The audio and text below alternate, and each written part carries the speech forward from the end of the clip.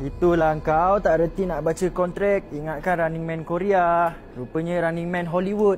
Dah ni tak pasal-pasal nak kena kejar dengan pembunuh.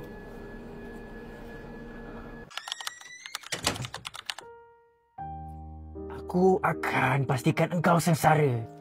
Tak boleh, kasar sangat. Masuk! Kau buat apa tercekat kat situ? Masuklah! Alah.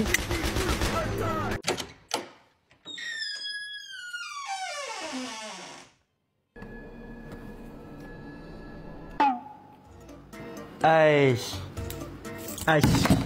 Aku dari siang tau, dari pagi dekat sini. Rupanya... Mana dia?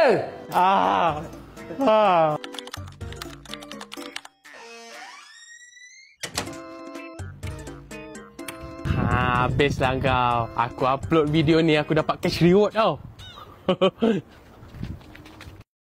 Aku nak engkau menyamar jadi aku, boleh? Kau belah! Ingatkan ada artis Korea mana lah yang nak kejar aku.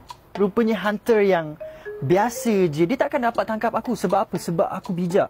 Semua orang nak survive dalam game ni. So saksikan Running Man di Pawagam 13 November ini. Kalau kau bijak, engkau survive.